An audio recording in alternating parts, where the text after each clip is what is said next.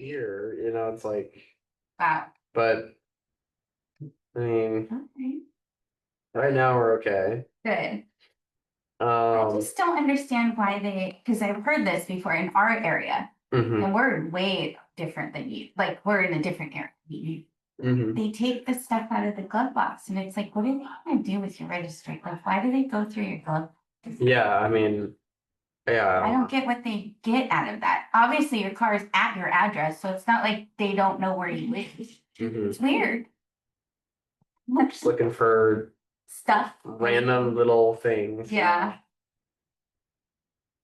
It's like, oh, maybe I can sell this, but like, my wife thinks they're pretty sure they took. She's pretty sure they took like a phone holder, and then she had like a cheap pair of sunglasses. That's the only thing they took. So, I guess it is a good thing they didn't break any. yeah. Okay, I think we went off. We were talking about ODPs last time, right? I don't know. So many days ago. It was a lot of days ago. It was ages ago. Ages. I do have 5 questions if you could go over sometime during class. 5 of them. Yes, 5. Can you go Who, over what, when, where, and why? Can you go over what a localizer is, area charts, reporting points, changeover points, and the Oroka again? Sure. When you say area charts, are you talking about like just the low and route charts? I guess it was saying something how they're kind of like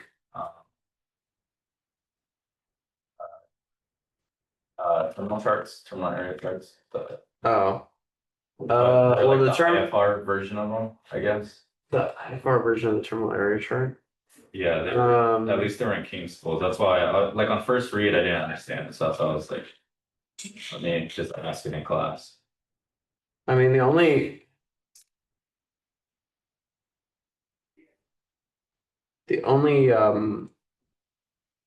TAC charts are VFR, as far as I know. Because under IFR, we don't really have. I could probably pull it up. Yeah, if you could pull it up and show me an example. Because we have low and route and high and route charts, and then we have our departure procedures and stuff. But not necessarily, because the TAC chart is like a zoomed in chart to give you more information at the lower level. To help you navigate VFR, right? But since we're not navigating VFR anyway, we don't really need that because we're just getting an ATC clearance to go from point A to point B anyway. So there's like no special routes that you would have to like kind of follow with those. No, because that's with under IFR, like we don't have special routing or anything like that because it's just whatever the route is that's assigned by ATC is, that's what it is. There's no like, you're requesting the special IFR flight rules or special IFR something blah blah blah. It's all just it's given to you in your clearance when you take off. Or before you take off and you fly that route, and then ATC may amend your clearance at some point during the flight. Because they need to route you around something or something along those lines, but it would never be something that you're like, oh, do you have the chart on board so that you can fly this IFR route, you know? But I would like to see an example to see what they're talking about. Everything else I can answer, but I'm not sure about that one. The dollars, but really.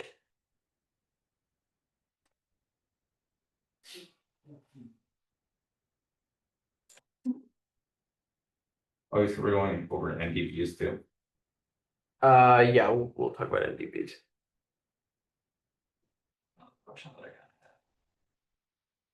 An NDB is like a more. Are they still used? Just in here, it says that they're barely used anymore.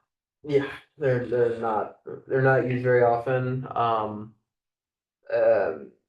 A place that still has a bunch of them is Alaska.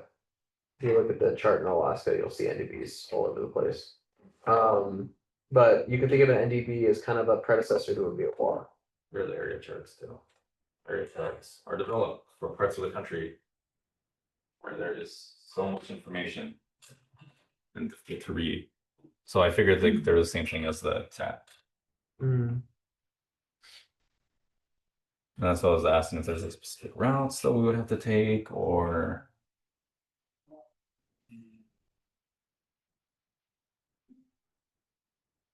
Okay, I guess they do have.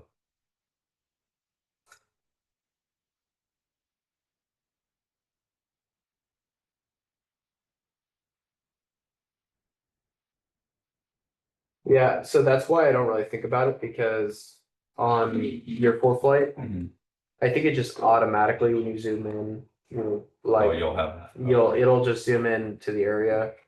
And it'll show all the information that would be found in the area chart. So I guess for so this is specifically for Miami. Just think of it as it's the exact same thing as your tag code for VFR. Mhm. It's just showing more information, probably helping you see the like, okay, there's a lot of Victor Airways off of one VOR. Okay, I'm better able to differentiate each Victor Airway and what radials each one. But there's not really too much more to it other than just like showing more detail for a specific area. Okay. Same concept. But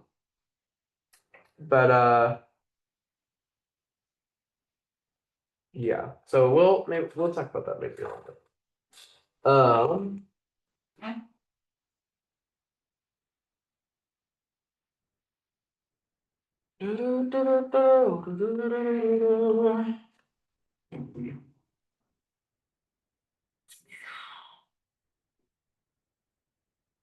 Derek, I have asked them to add to the attendance sheet. And Alexa, you as well. Oh. They haven't yet, but don't worry, you will get credit for coming to this class. Okay. I'm not. That's not in question. Just there for whatever reason, I can follow up on it again, but it's probably just not monitoring it.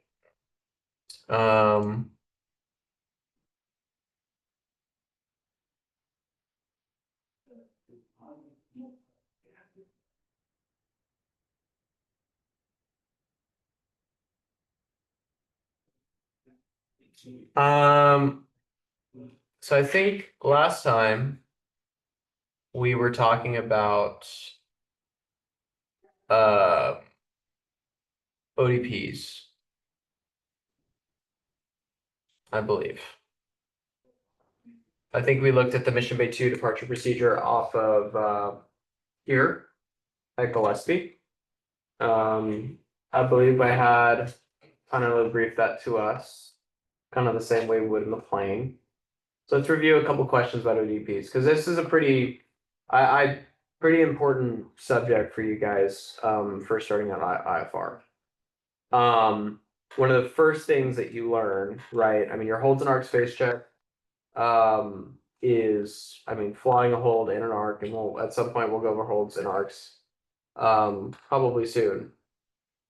But besides that, you're probably expected to fly and understand how to fly a departure procedure, right? So can someone tell me, do we only have one type of departure procedure, or do we have multiple? What are some different types of departure procedures? The obstacle and the SID. Right, we have an obstacle departure procedure, right? And we have a SID. How do we know if it's an obstacle departure procedure? If I'm just looking at the plate, what is it going to say? Should say obstacle departure procedure. Yes, it's not a hard question. It should say obstacle on the departure procedure if it's an obstacle departure procedure, right? Same way if it's a SID, it'll say SID, right? Why do we typically not fly SID? Someone other than Kanali, why would I typically not fly a SID? Who are SIDs usually for?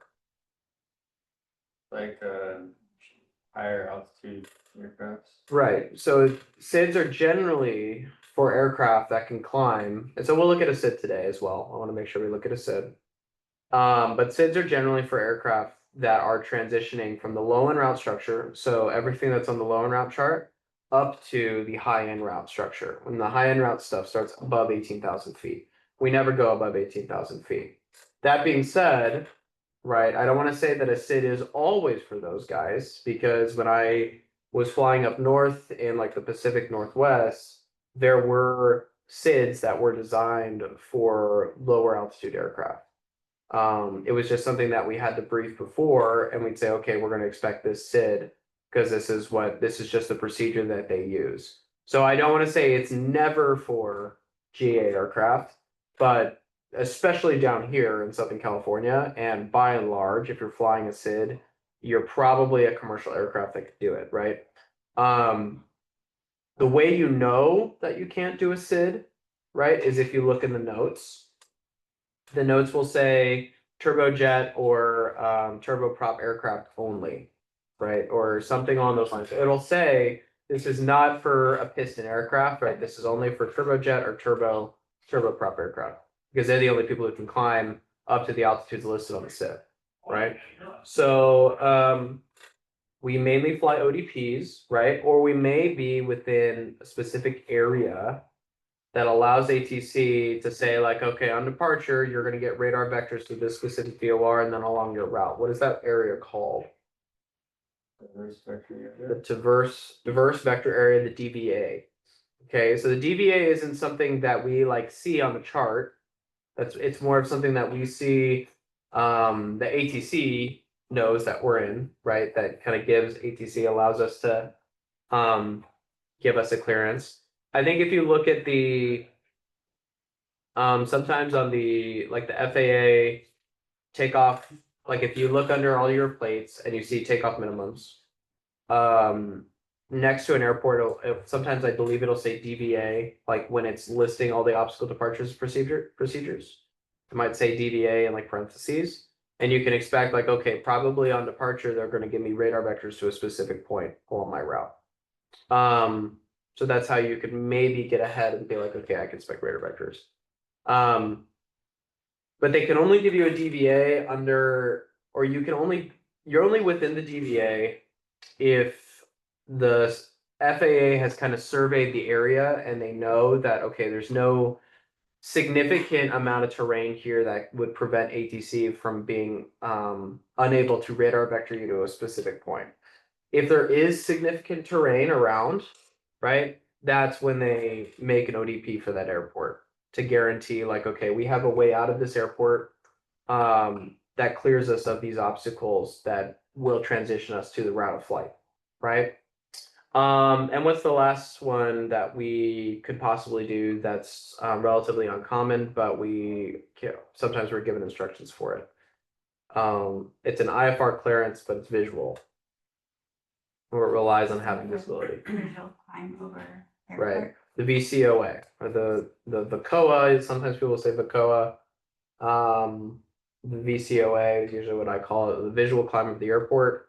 It's basically just a circling maneuver up to a specific altitude. But you will probably need a specific cloud and visibility minimum. So in the departure procedure, it'll say for visual climb of the airport, 3,304, meaning clouds must be at least 3,300 and you must have at least 4 statute visibility. So just kind of random stuff, right? Those are the 4 main obstacle departure procedures, right? So let's look at, or 4 main departure procedures. So let's look at a departure procedure together. A different one from the Mission Bay 2. But we'll just kind of look at it together and kind of brief it a little bit.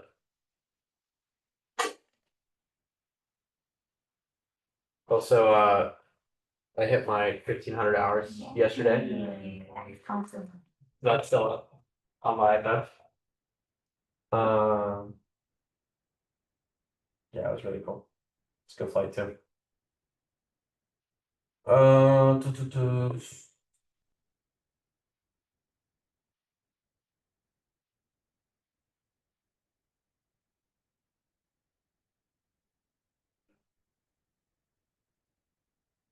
everyone have a good Labor Day?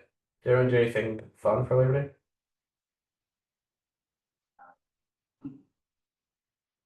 Come on, Natalie, come on, come on. I know you guys are on flight school, but come on. Get it on something. I was at the beach all weekend, so I'm sunburned, that's why. Sounds like a nightmare. It actually wasn't that Really? bad. We went up, we were in Orange County, like Dana Point. And my wife's family had a hotel and we were with a bunch of family friends. And so we were within walking distance of the beach at the hotel. Which meant we didn't have to worry about parking, which is why it was good.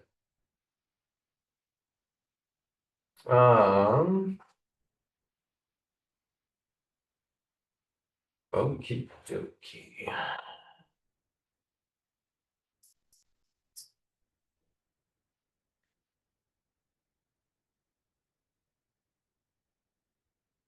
All right.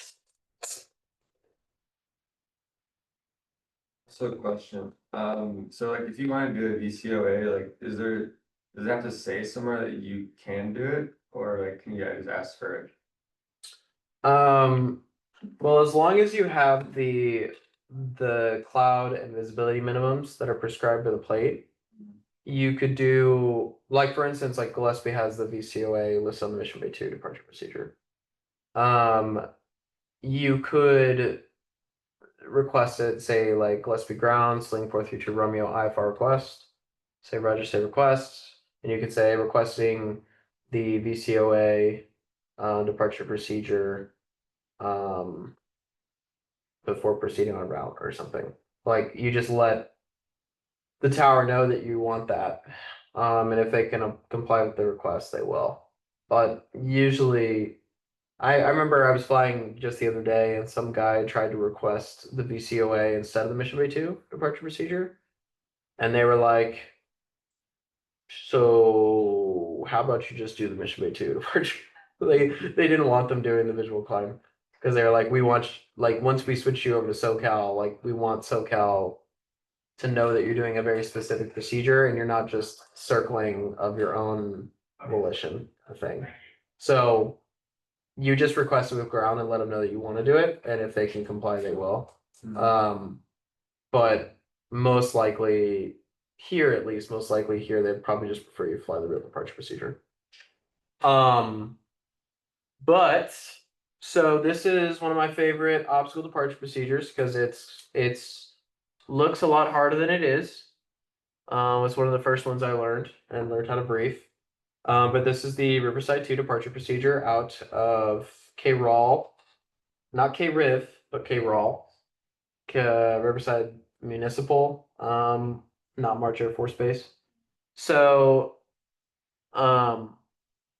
this is the Jepson plate, obviously. But since Kainalu briefed our last one, does anyone want to volunteer to try and brief this one for me? Try it. Okay. How do we, so just in general, any Jepson plate, order wise, how do you brief it? Where do you start and where do you end? No, I mean, I would start by saying this is like Riverside departure procedure for effective the 18th of March, 2022. Page 10-3, or then it says effective the 24th March 2024. This, I want to stop here real quick because this is a good gotcha question here. So we have a date on the left of the 10-3 and then we have a date on the right. What do both of those dates mean? What do we think that means? 18 March 2022. It's a while ago. I think it was first published a while ago, and then it was updated since then. So the 18 March 2022, that date on the left there, if you see that, that is its revision date. So the last time this procedure was revised was the 18th of March 2022, revised or updated. Okay. However, from when it was revised, 18 March 2022, it went into effect on the 24th of March. So this is that like way back in time. This doesn't really apply to us now, but like obviously if you're reading these plates and briefing these plates, you have to know what all of these little things mean, right? If we could go back to the 19th of March in 2022, right? We would see that the plate was revised on the 18th, but whatever the old departure procedure was, we would still comply with that departure procedure until it went into effect on the 24th of March. The new procedures went into effect on the 24th of March, right? So I don't necessarily know why there's the gap in between when it's revised and when it's goes into effect. But that's what those two dates mean. If you see two dates on any Jeppesen plate, that's what that means. What does that 10-3 refer to, you think, Derek? I think it's like the page number, so you like your co-pilot or whatever can be like, oh yeah, I'm on the same page or something. Exactly, right? So this, with a departure procedure, right, there's probably only one ODP for the airport that you comply with. But, you know, sometimes at different airports, there's a Jeppesen plate. There's multiple RNAV approaches to the same runway. You could have the RNAV, RNAV Zulu 24, RNAV Yankee 24, RNAV Whiskey 24, RNAV whatever. Blah. You could have like 5 different RNAV approaches all to the same runway that basically they're all different because you could be coming from 5 different directions to lead you to the runway, right? So one of the ways, I mean, if you're probably briefing this with your first officer or with your captain or whatever, and you're like, okay, we're looking at the Riverside 2 departure procedure 10-3, and you say that 10-3, and if he sees that he has 10-3 on his plate as well, you guys know that you're looking at the same procedure without being like, without relying just on the name of the procedure, right? Cool. Thank you, Derek. Please continue. Okay, so call departure 135.4, airport elevation 819. Then I guess position altitude or something like that, 18,000. Yeah, so that what transition altitude 18,000, what begins at above 18,000 feet? Cross off. Glass Alpha airspace, right? Almost every single Jeppesen plate in the United States, when it says transition altitude, will say 18,000 feet. That's because it transitions from not necessarily that this procedure transitions from whatever altitude all the way up to 18,000 feet, but it's just letting you know that it transitions, this area or this chart transitions from the low end route structure to the high end route structure above 18,000 feet. If we could look at a Jeppesen plate in Europe or another part of the world, sometimes those transition altitudes are a little bit lower because they have a different airspace system than we do. So that usually if you're briefing this plate, you can usually kind of just skip over where it says transition altitude. It doesn't really mean much to you, but that's why they list it there. It's just telling you that this plate, this departure procedure would transition to Class Alpha airspace above 18,000 feet. All right, continue. And then says this departure requires takeoff minimums. We have this we have our plan view right here, Mhm. and it tells you like our Paradise VOR frequency. And then it says 5,000 MEA per route or flight. It gives us our Riverside VOR frequency, which is 108.6. Mhm. What are and those I don't big really know red lines on the plan view? what are the red lines? Yeah, what are these red lines that have kind of looks like segments that have altitudes? Minimum safe altitude Good. What's the point of the MSA? for emergency use, Specifically, what emergency? lost comms. Right. So if you're within the MSA and you lost comms, where's that MSA coming from? Like, where is it centered around? This one is centered around RAL VOR. Right, Riverside VOR. Okay. And how far out does the MSA extend from Riverside VOR? 25 nautical miles. 25 nautical miles, right? So if you're within, you just took off from this airport, which means that you're probably within 25 nautical miles, right? So that's probably that MSA is probably a whole lot nicer than whatever the Oroka is here, because you can kind of see. So I see that I can kind of see the big red lines for the MSA. Right, and that's centered around Riverside VOR. If I get rid of this plate real quick and I look at this, we'd probably be in this quadrangle. Okay. I think that the Oroka here, if I was off route, would be 10-6. Right, so anywhere, actually, it might be 8,000 technically. Maybe it's 8,000. I'm trying to find exactly where Riverside was. It's either 8,000 or 10-6, right? But this kind of illustrates my point well, is that I'm searching for the Oroka and being like, okay, which Oroka do I have to comply with? Well, we don't even have to do that because I can look at my Riverside 2 departure procedure and see like, okay, no, I know exactly where I am. I know exactly what the MSA is, and I only have to start this climb at this altitude. And if I climb to that altitude, I am clear of what? Obstacles or terrain, right? IFR flying is built around what two things? What two emergencies? Lost columns. Lost comms and staying clear of terrain, right? So everything in IFR, every emergency always comes back to those two things, right? So yeah, Derek, one of the things with when we brief this plate, right, is that we probably know what runway we're taking off from, right? Or we have an idea. So let's say that the winds were reporting 070 at 10 knots, right? What runway will we likely be taking off from in this using this departure procedure? Runway 9. Okay, so we're probably taking off on runway 9. So if we were taking off on runway 9, can you describe the procedure to me?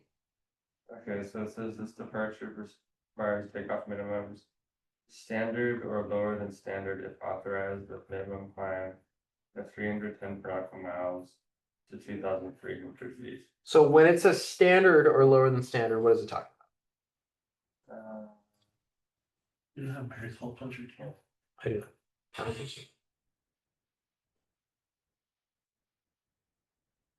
Like maybe it's like a standard obstacle departure procedure requirements, like 200 feet nautical, except for that, like Well, because it gives you that's why I ask, because most people assume when it says standard, it leads with standard and people think like, oh, standard IFR climb rate, right?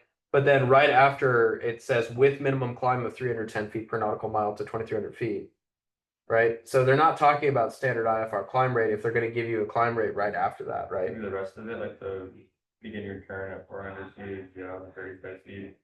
Not necessarily that part. Besides climb rate, Or what takeoff- about takeoff minimums? so takeoff minimums? Yes, it's specifically visibility, Okay. right? So and it gives you right here. It says the standard takeoff minimums. Okay, it gives us our normal. So are these standard per Part 91, or is it standard per 121 and 135? That's 121, 135. It is, right? So we operate under Part 91, which means technically, unless the plate says otherwise, do we have to comply with the standard takeoff minimums since we're Part 91? No, technically no. Technically, under IFR, I could take off 00. We would never do that, right? Because that's dumb and that's not safe, right? Because if the guys with two engines or 3 or 4 engines have to comply with these visibility minimums, then I sure as heck am complying with those minimums as well, right? So when we brief this departure procedure, right, it says, okay, we're taking off from runway 9. It says standard or lower than standard if authorized, with minimum climb of 310 feet per nautical mile to 2,300 feet. Standard refers to visibility, right? So we look at this chart right here and it gives you your standard visibility. So we would comply with the 1 and 2 engines standard, which is 1 statute mile. Okay, so we need at least 1 statute mile visibility to fly this departure procedure. And we need our minimum climb of 310 feet per nautical mile to 2,300 feet. Okay, now if this handy dandy chart wasn't there, how would I convert that 310 per nautical mile to feet per minute? How would I convert that? If that chart wasn't there, If that chart wasn't there, what formula could I use? there's like One speed divided by 60. Mm-hmm. 60? Yeah. Ground speed divided by 60, times your feet. Feet per nautical mile. Yeah, feet per nautical. Right. Your feet. Yes. So whatever the, I mean, if it says, okay, we need at least 310 feet per nautical mile, right? We're going to convert that to feet per minute. If we didn't have this table for us, right? We assume our VY is 75. We assume our ground speed is going to be around, I'm sorry, our VY is 72. We assume our ground speed is going to be around 75 or so on the climb out. So we can look at, if we do 75 divided by 60 times 310, that will give us a feet per minute, which we can read in the plane. But Jefferson's really nice because, of course, we love Jefferson here. And we can just look at this chart and see, okay, 310 feet per nautical mile. We're climbing out around 75. That means we're going to have at least 388 feet per minute climb. All right. Let me ask you guys an ADM question here. Let's say you do your performance calculations, right? And it's a really stinking hot day at Riverside, which is not unheard of at Riverside. You do your performance calculations and you see that you can get a 400 feet per minute climb. Okay, cool. So you can make the departure procedure. Are you gonna go?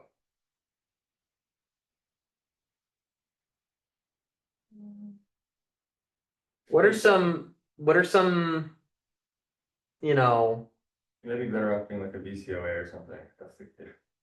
right? So it's, why would I like, why would I maybe have some hesitation if I could barely make the departure procedure? Because, right, it says I need at least 388 feet per minute, and I've calculated it and I can get 400 feet per minute. What are some potential issues with this? Wind, okay, wind could affect things, right? Maybe my ground speed is much lower than I think it is, and that might lower my feet per minute climb. But what about Which way you brought on the plane? the amount of weight? But we've calculated it and we say, okay, for the weight that we have, we should be fine. But just the idea that you can barely make that departure procedure, but you're like, okay, cool. No, I have 400 feet per minute. I can make it, right? Remember the calculations that we do on the ground that give us that feet per minute climb, right? That's giving us an idea. Is that necessarily what we're going to get in the plane? Not necessarily, right? So remember that the charts that we have in the sling are not the best for performance calculations because it kind of just gives you one number and that's it, right? We have another chart that we can use to kind of supplement those performance calculations to give us a better idea of what our performance might really be, which is the Koch chart. I can show you guys that in a little bit. But remember that in general, for any plane that you fly, performance charts were made on the perfect day with the perfect pilot and the perfect plane in the perfect conditions, right? Because performance charts, as accurate as they're trying to be, they're also trying to sell airplanes, right? So, if I calculated this and I'm like, okay, I'm gonna get 400 feet per minute, which is only 12 feet per minute more than the minimum that's listed on the departure procedure, okay, might not be a great idea.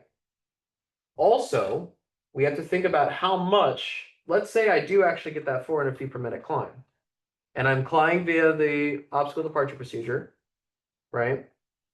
And all of a sudden, my engine dies, right?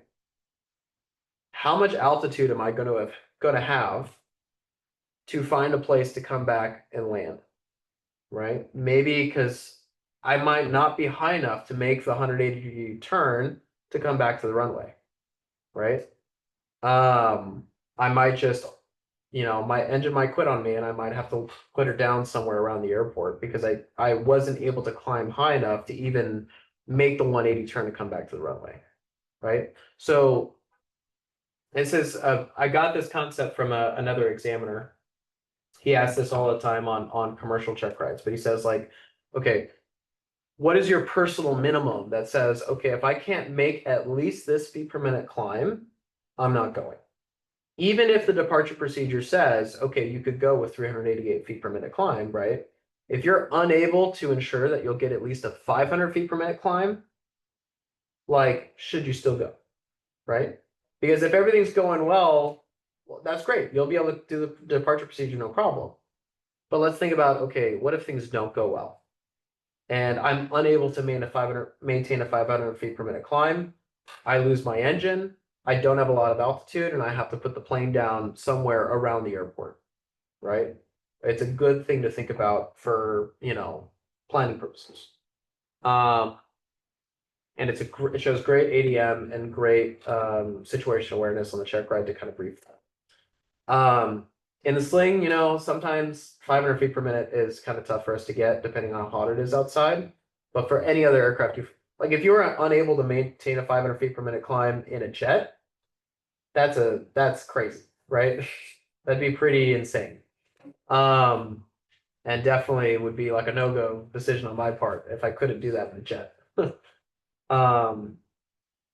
So does everyone kind of like understand my thought process there and everything I'm saying? Kind of just thinking about the bigger picture rather than just what it says and what just because it says we can do it, should we do it kind of thing. Safety versus legality a little bit. Okay, Jared, please continue. Okay, it says take off obstacle notes, runway 9, terrain 4 from DER. I actually don't know what that even means. Does everyone know what DER means? Departure and well, Yes, right? So the departure end of the runway. Do we remember why all of these takeoff obstacle notes are listed on the plate?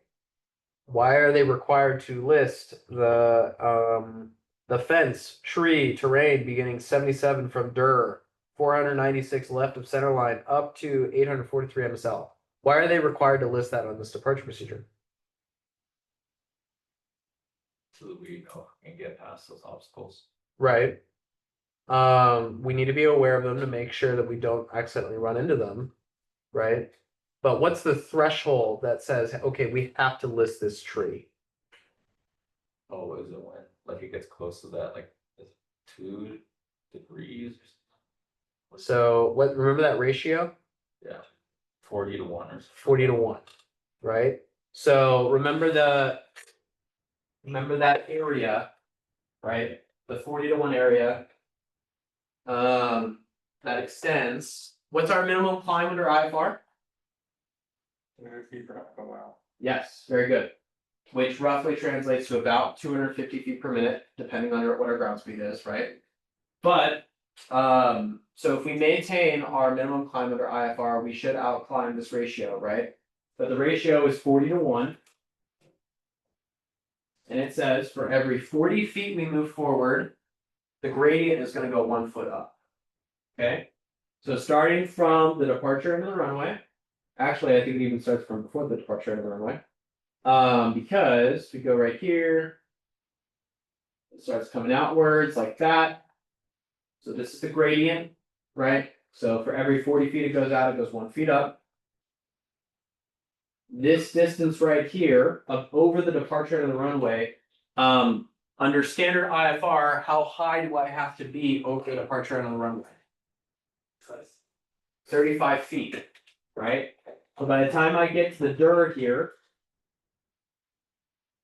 right, I have to at least be 35 feet. Okay. So with that gradient, it's going outwards 40 feet, it's going up 1 feet. By the time I get over the departure of the runway, I'm at least 35 feet over the departure of the runway. Okay. And I'm maintaining my 200 feet per minute, my 200 feet per nautical mile climb. Okay. But they have all these obstacle notes listed here. So, and they're listed because if we could see kind of that cone coming out of the airport, right? If there's a tree right here and it pokes through that 40 to 1 ratio, right? That's why they're required to list it on the departure procedure as a potential obstacle because it's breaching that safe area, right? I believe that this ratio here is based on, I think, a 150 feet per nautical mile climb. So if we're able to maintain a 200, then there's a little bit of fudge factor here. That means that we should be out climbing this anyway. Like 200 feet, if this is 200 feet per nautical mile right here, that's this line. This is the 150 feet per nautical mile line down here.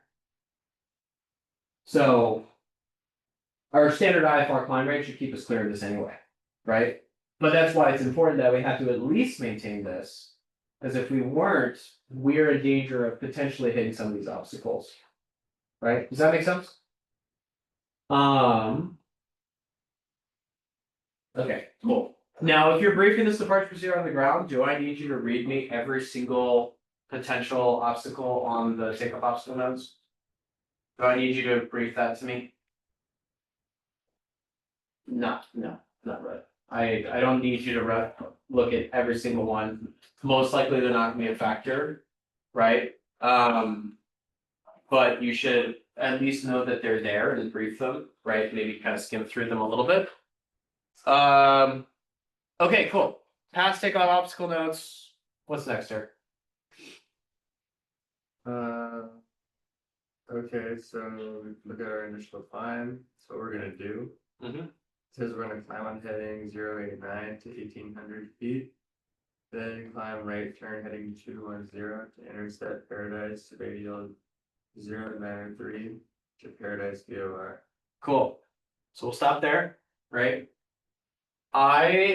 When I'm given these instructions, right, on an ODP, right, I do my best. I have enough experience that I try to visualize everything that's gonna happen and I think about it sequentially, right? Because you guys just first starting out, you haven't flown many departure procedures. You haven't flown many IFR procedures at all, right? So a lot of times you can read this and kind of be like, wait, what do I do? You know? So break it up into smaller segments that make sense, right? So it says climb on heading 089 to 1800 feet. That's step one, right? That's the first thing you're gonna do. 089, if you're taking off from runway 9, is basically what? A runway heading. Right?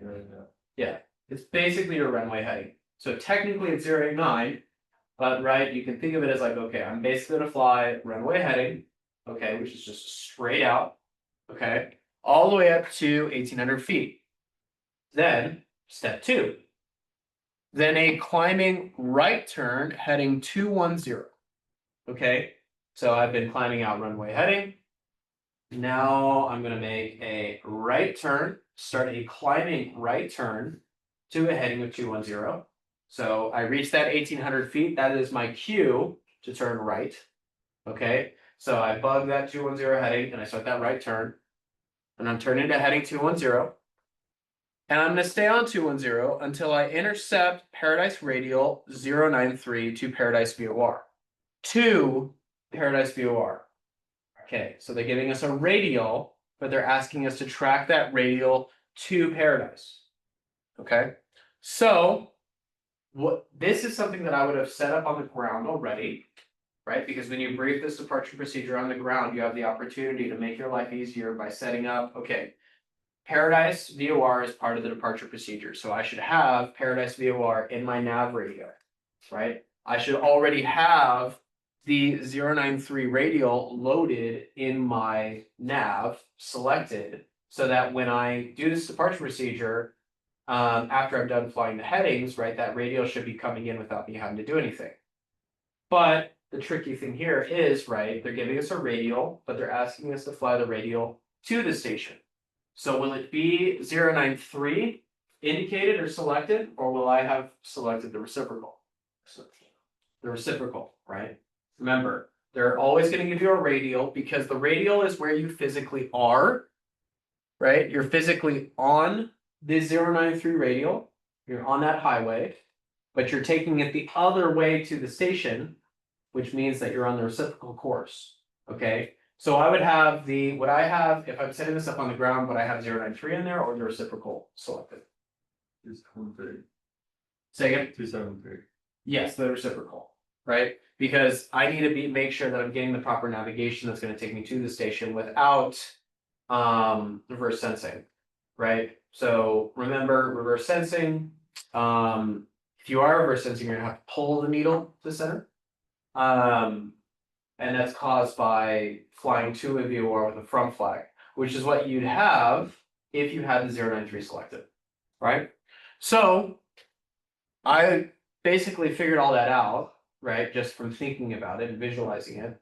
But this is a Jeppesen plate, and it's a graphical ODP, and it lays it all out right here. So not only do you look at here and you can kind of figure it out just by reading it, but you can see it on here and be like, okay, wait, no, this makes sense. So if I'm taking off from runway 9, right, this guy right here, if I zoom in, right, this is if I'm taking off this way, that's 270, right, or 270. If I'm taking off this way, that's runway 9, okay, and I just know that from understanding, like, okay, if I'm taking off and taking off eastbound, it's probably runway 9, right, even though it's not technically listed right there on the runways. But it tells me exactly, okay, so 089 heading after taking off, and then this blue altitude here tells me at 1800 feet, that is my cue to start that right turn to a 210 heading, which is right here. Okay. And Jeppesen is really nice because I told you guys, right? What are we going to have select our OBS? 273, the reciprocal of 093. Even though it told us the 093 radial, right? Jeppesen's making it easy on me. It's saying, okay, 273 course to the station, right? To eventually reach the VOR, the Paradise VOR, right? Does that make sense? Right? I got all of that from reading it, but you have the second layer of defense, which is you could actually see it on the plate as well, right? Always thinking about these things from a kind of a top-down perspective because it does make it a little bit easier. Any questions on that? Pretty self-explanatory. Okay, what's the last thing? What's the last thing under there? Routing, it says at Paradise VOR, continue climb in Paradise holding pattern. Cross the Paradise VOR at or above 5,000 or higher MEA for route of flight before proceeding that course. Cool. So this symbol here, right? This is a holding pattern. Some of you guys have probably seen your King schools already, all that stuff, right? But the course that this puts us on, the 273 to the VOR, right? That leads us into a holding pattern. So for those of you who have kind of gotten to holds and King schools or whatever you know about holds, what are holds really kind of like for? What do we use holding patterns for under IFR? Just kind of gauge what you guys know what we need to work on. Parking lots. Yeah, they're kind of like a parking lot, right? A hold, place where ATC can hold you, right? In the event that, you know, they have a lot of traffic coming into an airport, right? They might have you in a hold. What are some other possible uses for a hold? And remember, this is part of an obstacle departure procedure. It's talking about the routing. It says climb in the hold up to 5,000 or for the MEA for the route of flight, right? So what are we, while we're climbing in the hold, what is that, how's that benefiting us? So getting you to your MEA route. Right. So the thing about Riverside, right, Riverside Airport, is you kind of have, it's in a little bit of a valley, right? We have high terrain to the south, we have high terrain to the north, we have terrain to the east, right? So it's kind of in this big valley, right? So rather than, you know, ATC having to make this whole random procedure where you're just going from point to point to point while you're climbing, right? They can just throw a holding pattern down and say, okay, you're going to climb in this holding pattern where you're clear of terrain and it's a listed procedure. So if we know you're holding, we know exactly what you're doing, exactly where you are, right? So anytime you see a published holding pattern, that's a place where you can think, okay, under IFR, I could safely climb or descend in this hold and reasonably clear of obstructions or terrain. Right? And we're using this holding pattern to climb all the way up to our MEA for the route of flight, which if the MEA coming out of Riverside could be 9,000 feet. Right? So you might be climbing in this hold all the way up to 9,000 before proceeding on course. I'll tell you from experience, having actually flown this departure procedure, a lot of time students are always like terrified. They're like, oh my gosh, I'm gonna have to do the hold. Wait, how do you do a hold again? Like they're always like freaking out. And then we do this departure procedure, and as soon as you get on this 273, ATC just gives you vectors. And it just says, turn blank heading, climb, maintain, whatever, and they just give you vectors and all that stuff up to the altitude you need to go to. But it's funny because students are saying, I have to fly a hold all the way up to 9,000 feet. Like they get scared about it, but it almost never happens. But as part of this departure procedure, once we kind of talk more about holds and all that stuff, I would brief my entry into this hold. Right, we have 3 different entries: direct entry, teardrop, parallel. I talk about, okay, what I'm gonna have to select. I'm gonna have to, because I don't want that one time ATC tells me that I actually have to do the hold for me to be like, crap, I don't remember how to do this procedure. Okay, does that make sense? So remember, right, everything in IFR is based on 2 things. If we lost comms, and if we what keeps us clear of terrain, right? So let's say I'm doing this departure procedure, and in the middle of the departure procedure, I lose comms, right? That hold, I have to climb to the highest of the available altitudes that I have under IFR, right? That hold is the perfect place for me to do that, to get me all the way up to my MEA or whatever the highest altitude I need safely, right? I can stay in that hold all day to get me all the way up to my altitude before proceeding on course. Assuming I'm in the soup the whole time, which would suck, but I could be, you know? So holds are also a place you could descend, right? To help you get into an airport if you need to. If you were lost comms and you just needed a place to safely be able to do it rather than randomly descending through clouds. Okay. So I think we can move on from ODPs, and I want to talk about a SID. Okay. But before we move on from an ODP, any other questions? It's just when you brief the ODP for an airport, right? Look at the plate, right? And just remember top to bottom, left to right, top to bottom. That's how you brief a Jeppesen plate. Look at each specific box, read each specific box, right? And I mean, just do what the plate says, right? Everything under IFR, there's not meant to be many gray areas under IFR. It should be pretty black and white as far as like what you should do and what you shouldn't do. So as long as you do what the plate says, you're fine, right? It's just the hard part is taking in all the outside knowledge and applying it. But the actual doing of it is not super hard. Because if everything's going well, there's not much brain power you have to use. You just do what you're told to do. It's when things don't go well that you kind of have to be prepared, right? Cool. Let's take a quick break. And we'll come back at, let's say 8:02. 8:02. Talk about some SIDS.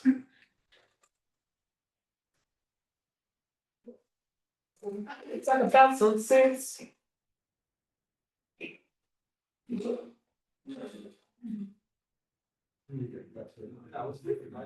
Isn't SIDS also the name for? What's the thing that like babies get?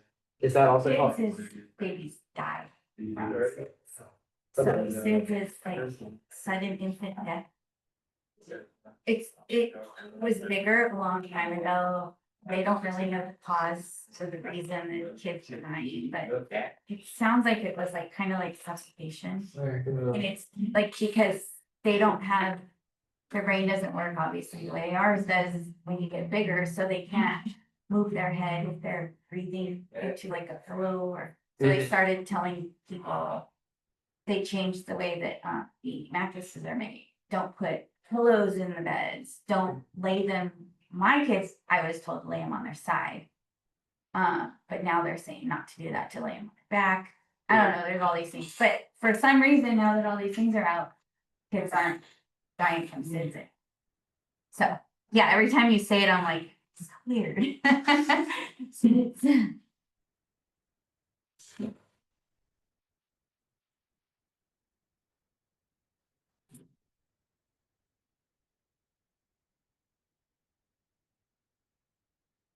Flying day. I'm not like it outside. You're supposed to fly at 9. I'm supposed to fly at 4 p.m.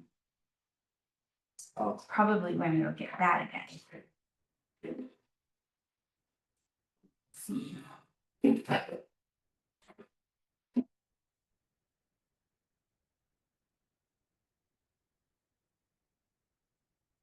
Oh, it's Doug's birthday today.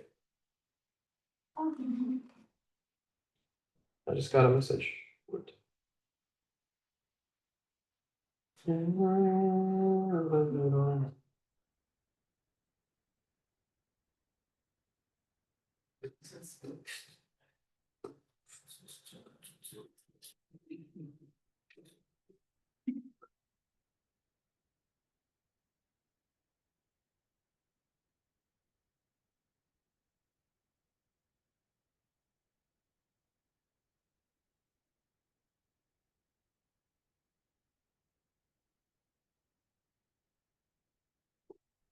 So.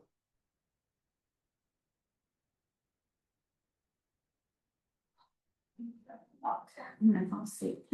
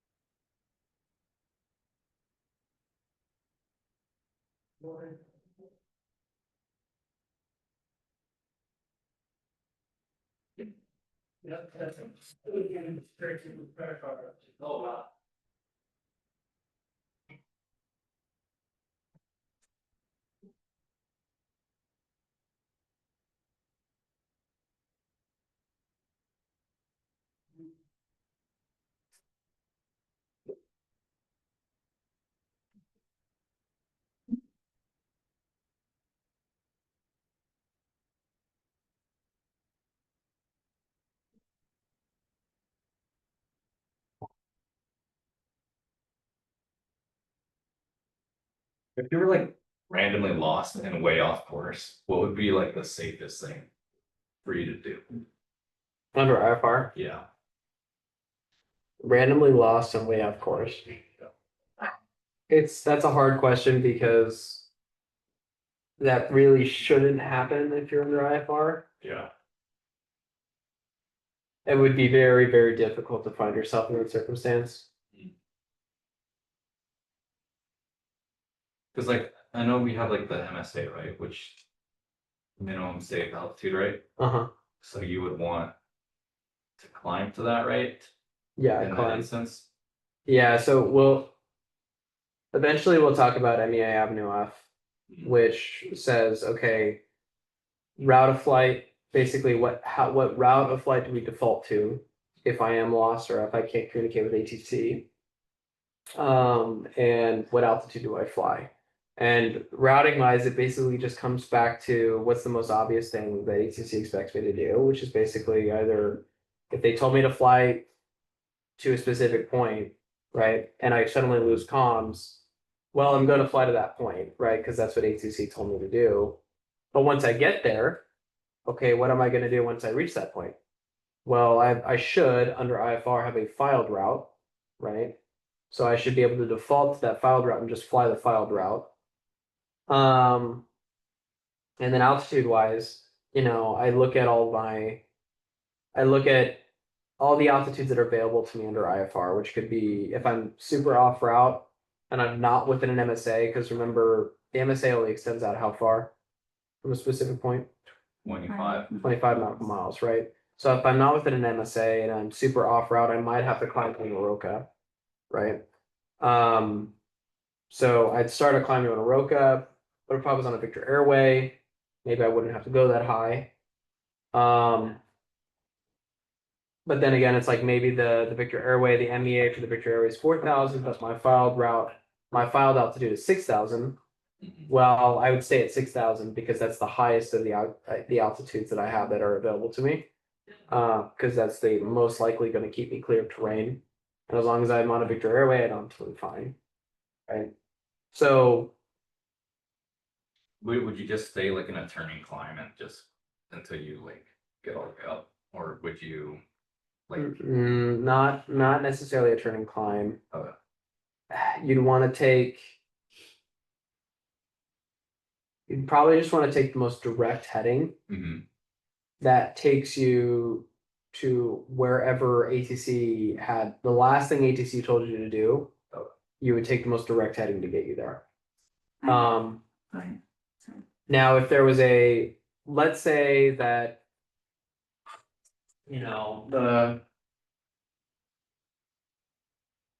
let's say that Oceanside right here, and this is Victor 23 right here. And the MEA on Victor 23 is 3,000 feet, or something. And you're like right here. And let's say because you're right here, you're technically off route, right? And let's say the Oroka is 10,600. Well, I'm telling you, like, okay, we'll take the most direct route to Oceanside VOR. I'm going direct to Oceanside from there. Technically, I'm in the Oroka, so I'd have to be like, okay, shit, I need to climb to the Oroka. But if the Victor Airway's right here, and the MEA for the Victor Airway is only 3,000 feet, if in real life what I would do is I would just make a slight left-hand turn, get established on the Victor Airway, and then take that to Oceanside. Because I don't need to climb all the way to 10.6. That's just, it's going to take time, it's going to take gas. And eventually I'm going to have to get down. So it's not really worth it to me to climb all the way to 10.6. But if I can get on the Victor Airway and get established there, then I know for a fact that I'm safe of clear of obstacles and I'm on a published route that ATC can see what I'm doing, right? They can see that I'm on Victor 23 and they can plan for that. Because most likely Victor 23 is going to, it might be a part of your route anyway, if you're that close to it. You never know. So, that answer your question? What's in the rope again? Off route obstacles. Good. So if you are anytime you are ever, you're on the route if you're on a Victor Airway. But if you're ever off a Victor Airway and you're just in a random area space, you have to look at the Oroka. The Roka's this, right, on the chart, is it the 11,009 or is it like the 12.4? So those are the MSAs. On that, listed on that plate, that is an MSA. Okay, but if you go to the actual low and round chart, the Orokas are ones that are within the big rectangles, right? The gray numbers. It's the one that looks like that MEF. And yeah, it looks like an MEF on a VFR chart. What's the? Oh, okay, gotcha. Yeah, that's the It's like 13.1, right? right. So that would be the Oroka for this Like this square. specific square here. Sometimes it's hard to see the lines, but these quadrangles are bigger than what we would have on the VFR sectional. But technically, it's saying within that whole entire area, 13.1 keeps you Safe of everything. safe of at least 2,000 feet above the highest obstacle, right? So how do you keep separation? You're in the soup, How you lose comms. does ATC keep separation between other Especially traffic? like if they don't have radar, some of, like, how does that work? Well, so with SoCal and Approach and Center and all them, they should have radar.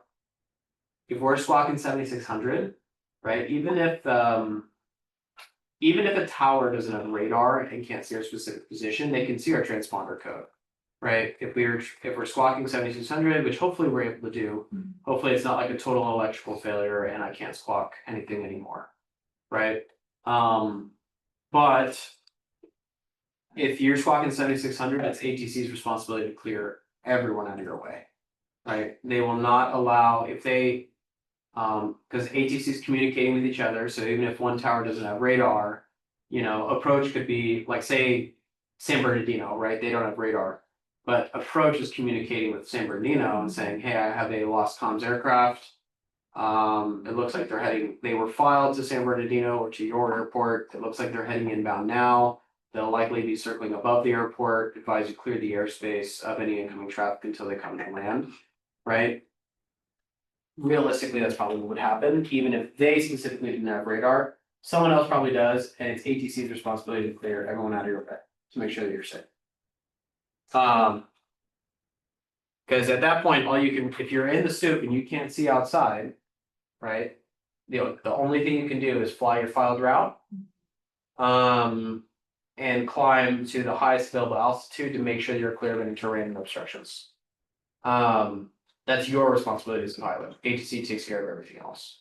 Now, let's say, and we'll talk about this again later, right? But let's say you climb up to your highest altitude and you're continuing your route, and you've been in the soup the whole time, and all of a sudden you pop out of the soup, right? You're suddenly in VFR conditions. Do you, as a lost comms aircraft, are you required to continue to your final destination, or can you deviate? If you are now in VFR conditions, you can deviate.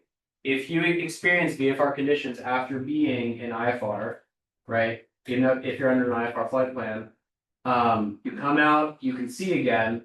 Now this is a VFR lost comm scenario.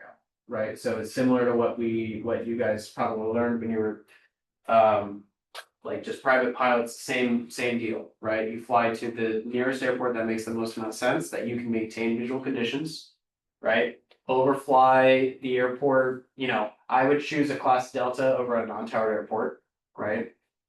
If there was one available. Circle the airport above their airspace, light, right? Wait for signals. What signals would I expect from the tower? I would wait for light gun signals to be cleared into the airspace to allow me to come in and land, right? That's if I experience VFR conditions along my route of flight, which most likely you would. It's very unlikely that you're in the soup the entirety of your flight from point A to point B, and in the process of having climbed to your highest altitude and all that stuff, it's very unlikely that you stayed in clouds the whole time, but I don't know, maybe you're flying in the Pacific Northwest where it's just cloudy all the time, right? It's possible, but we have procedures for both, all right? Cool, okay. So let's talk about SIDS. Let me see if there's anything on this slide that I specifically want to say.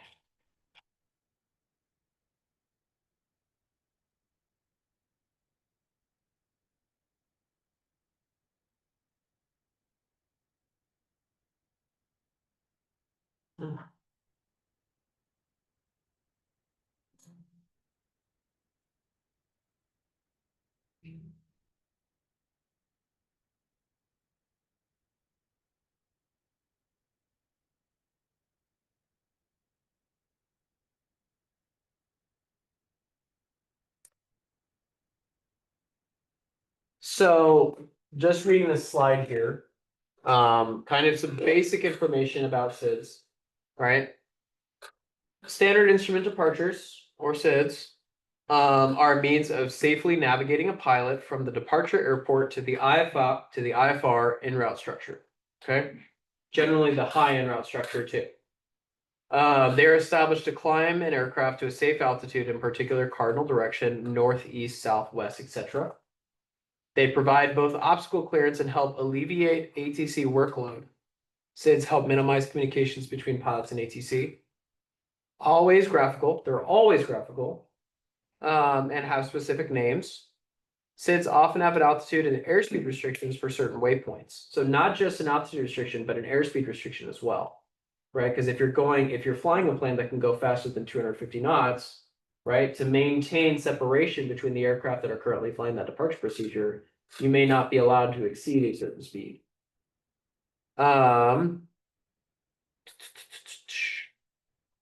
If you do not want a SID, then you can write no SID in the remarks section of your flight plan. So let's say if you're filing IFR out of a very busy, let's say it's a Class Charlie airport that services not just GA aircraft, but commercial aircraft as well. So John Wayne, right? You're filing IFR out of John Wayne, and you want to make sure that John Wayne the controllers don't assign you a SID, because generally they won't, right? Generally when you file your type aircraft, all that stuff, they're like, okay, if they see that you're a Sling 2, they're probably not going to give you a SID. They will probably give you the ODP or whatever that they normally give GA aircraft. But if you want to be really sure that they don't assign you a SID, you can specify that in the remarks section of for flight. Say no SIDs. Don't give it to me, please. Please, no SID. But I like couple things here. They're established to climb an aircraft at a safe altitude in a particular cardinal direction, north, east, southwest, etc. So from whatever airport you're taking off from, generally for your route of flight, right? So if you're flying somewhere, like for instance, if I was flying to Hawaii, right, I would probably fly an instrument departure procedure that takes me west in the direction of Hawaii, versus if I was flying to Texas, to Dallas, right, I would fly I could reasonably expect a SID or a departure procedure that's going to take me westbound, right? Same with northbound and all that stuff, right? So they generally head out in certain directions. Always graphical and a specific name. So you'll see, you've probably heard guys on SoCal frequency that they'll say SoCal Frontier Flight 7981 climbing via the Padres 2 departure procedure for 14,000 or something. They'll say climbing via the specific procedure. That is the SID. They are climbing via the SID. It says here that they help reduce ATC workload, right? So if I'm going to be if I'm getting issued an IFR clearance, my craft clearance, right? Clearance limit, route, altitude, frequency, transponder code, right? For the routing section, it would say, ATC would just say, climb via the Padres 2 departure procedure, blank transition, then as filed. So they wouldn't have to lay out all of these specific waypoints, right? And they would give me a transition, meaning you're going to go to this point, and that is where you're going to transition to the high end route structure. It'll make a little bit more sense when I actually show you guys the departure procedure plate. But it's a very short clearance, which for an airline guy, I mean, their clearances are huge, right? They're going cross country. So if they had to read that entire clearance, it would probably take 2 minutes just to read off every single waypoint. But if they say climb via this departure procedure, then as filed, it takes 2 seconds and the pilots knows exactly what they're doing, right? So it's reducing ATC workload in that way.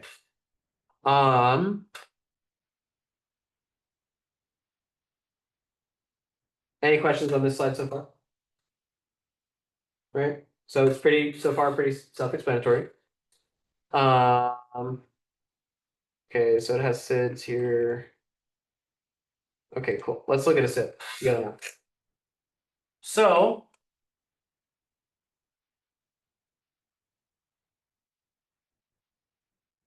all right, how do we brief a SID? So this is the Padres 2 RNAV departure. Okay, how do we brief a SID? Or any Jeppesen plate, right? Left to right, top to bottom. It's the same for any Jeppesen plate, right? For which airport is this? This is for KSAM. So this is serving San Diego International. Because I figured, okay, right? So let's say let's fast forward a couple years, and you just got your job at SkyWest, right? And you're doing you're probably going up to Monterey. You're doing that route up to Monterey. And you're in your Embraer 175, and you just got your clearance, and you're cleared to Monterey via the Padres 2 departure procedure, shafter transition, then as filed. Okay. you would brief this plane, you could reasonably expect that this is the departure procedure you're going to get because you can see, okay, if I look at generally the direction here, right? Generally the direction here for all of these routes, one goes westbound, right? So we're probably going to Hawaii if we're going this way, right? But the other one is coming up the coast here, right? Just kind of up the coast of California. So reasonably like Monterey is probably on the coast, you're probably doing this departure procedure. So if I'm briefing this, remember, top to bottom, left to right, same way I brief anything. Now, this is part of the route, so I'm not gonna worry about this. But, so I have my SoCal departure frequency, 119.6. What does that R mean next to SoCal departure? Negative, Radar. radar. It means that they have radar, right? So it only means receive if it's on a VOR. But that means that they have radar, which is helpful for me to know. 119.6. Airport elevation says C graphic, so it's on there. The notes on SIDs are very, very important. You'll always read the notes for a SID, right? A lot of times the note, I mean, you should read the notes for any jet plate, right? But especially for a SID, because usually in the notes it will specify whether or not you can even do this SID as a GA aircraft. So transition altitude again is 18,000 feet. Radar is required, and number 2, RNAV 1. So there's different levels of RNAV, right? RNAV just stands for required navigation. And there's different sensitivities or different levels of GPS that would allow you to, or not just GPS, but different levels of RNAV that would allow you to fly specific approaches. So we have to have at least RNAV 1, which once you're flying for an airline, you'll know what you have. Radar is required, RNAV 1. DME, IRU or GPS required for these specific waypoints. So chicken, IK, ROS, shafter transitions. So we need to have these things required to do those specific transitions. DINTI, mile transitions is GPS only, right? So you can only do those if you have your GPS. Have an equipped GPS that can identify those waypoints. DINTI transition ATC assigned only. So you can only do that if ATC specifically assigns it to you. DINTI and mallet transitions not authorized from Brown, Muni, and Ramona airports. Oh, that's kind of weird. Why is it listing on this departure procedure from San Diego International? Why is it listing Brown, Municipal, and Ramona? Why do you think it would talk about that in the notes section of the SID? Does a SID serve only one airport? So that's another key point about SIDs, is a SID could serve multiple airports in a specific area, right? So you could be assigned the Padres 2 departure procedure flying out of San International, or you could get it assigned flying out of Brown, flying out of Ramona, Montgomery, Palomar, all of those airports, right? You would probably on the departure get some specific directions. And then it would say, okay, join the Padre 2's departure procedure and climb as filed or whatever it is, right? So that's another big thing with SIDS is it serves multiple airports in an area, not just one airport, right? So DINTI and mal transitions not authorized from Brown Municipal and Ramona Airport, so I could not do those transitions if I was taking off from those airports. For a non-GPS equipped aircraft, Oceanside VOR must be operational. So if you do not have GPS, which if you don't have GPS and you're flying this departure procedure, that's kind of crazy. But if under that specific scenario, Oceanside must be working because that's going to be your required navigation. And potentially Oceanside VOR can be done. This note, very important, turbojets and turboprops only. Thank goodness that they waited all the way to note 8 to tell us that this is only for turbojets and turboprops only. Generally, when you brief a SID, if you're looking at a SID, this note will be in here somewhere if it's not for a GA aircraft. It'll say turbojets and turboprops only, right? I wish it was the first thing they said, but a lot of times you have to kind of read down in the notes to make sure that it's specifically only for those types of aircrafts. Also serves KCRQ, KMYF, KRNM, and KSCM. So not just KSAM, but it serves those 4 airports as well, right? So notes on a SID, very, very good, right? Padres 2 RNAV departure. Cool.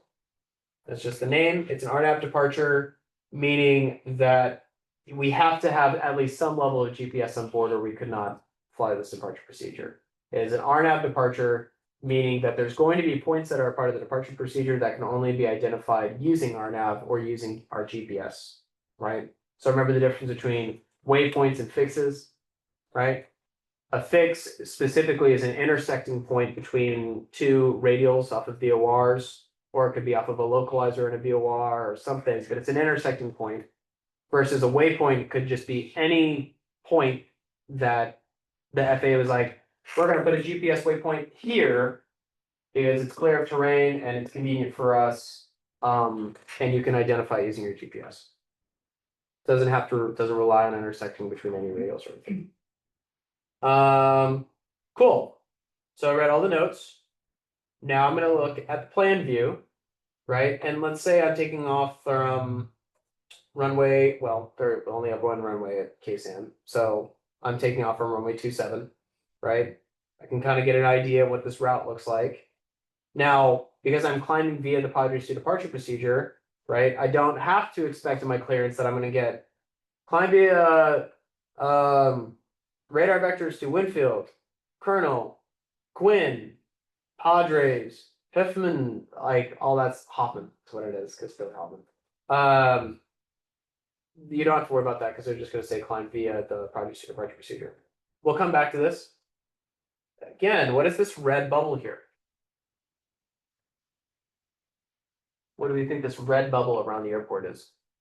It's the veil. Not the veil, So, the MSA. Yeah. So again, on the departure procedure, it tells you the MSA, and this on a SID is typically how it's listed. Yeah, this is typically how it's depicted if you're briefing a SID.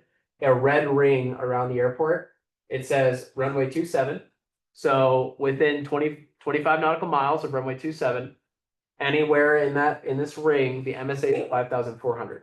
Right. So at 5,400, you're clear of any and all obstacles and terrain.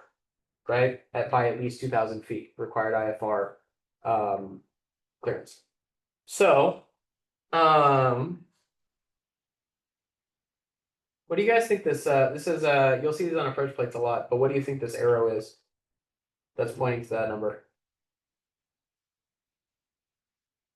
So, Pete. So if you ever see these, yes. So if you ever see these arrows pointing to a specific place, right?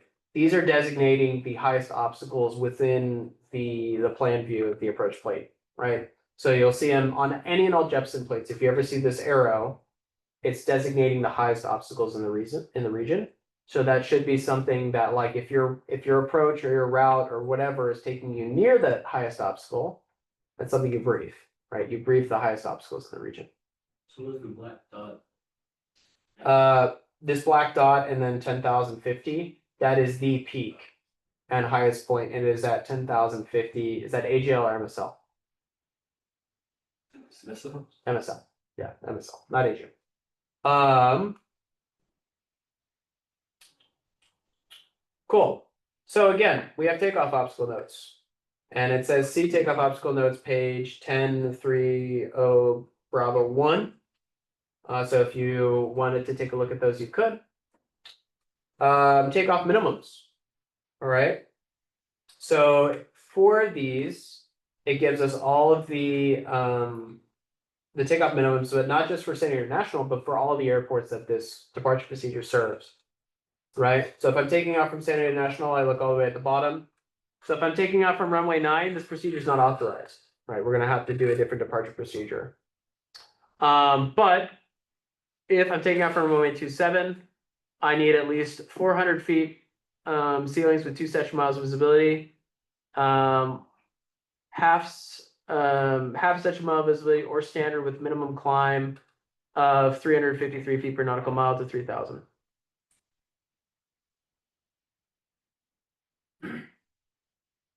Yeah. 402.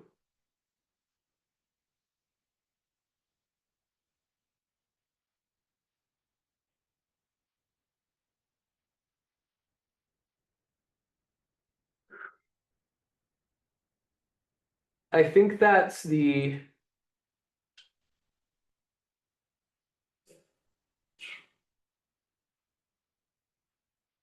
I know that's a ceiling and a visibility. I'm just wondering why it's listed.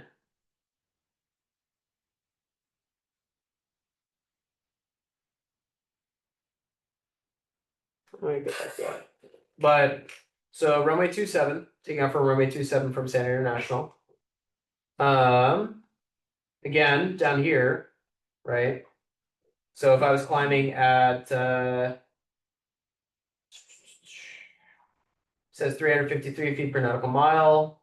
So in our aircraft, we need at least 441 feet per minute, which is possible. But this, we still couldn't do this because it's only for turbojet and turboprop aircraft. And again, we have initial climb instructions, just like we would on our ODP. Okay, but except this time it's from the specific airport. From San International, it says runway 27, climb on heading 275 to 520 feet. Then right turn direct Winfield. Then on track 296 to Colonel. Then on track 296 to cross Gwyn at or above 8,000 feet. Then on track 308 to Padres. So that's all of our initial stuff. And that's exactly what this is right here, right?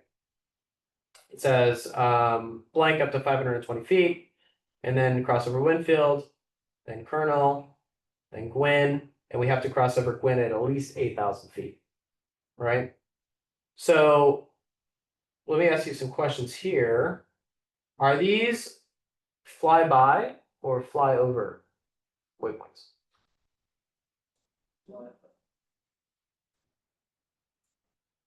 Flyovers have the circles around. Is that right? I can't remember. I think that is right. Yeah, so I think these are fly-by waypoints. Yes. What is this 13.0 refer to right here? Right, it's the distance of that leg. So from Winfield to Colonel, the distance is 13.0, 13 nautical miles. So remember it said at or above Gwyn at 8,000 feet.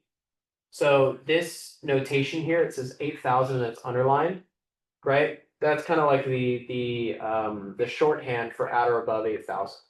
So the 8,000 is above that line. So I would see that and read that as at or above. Now, you'll see these on arrival charts when we get to arrival charts, but sometimes a direction will be at or below a certain altitude. If it was at or below, it would be 8,000 like this, but then the line would be right there. So this would be at or below 8,000. This is at or above. This is at or above 8,000, depending on where that line is. All right.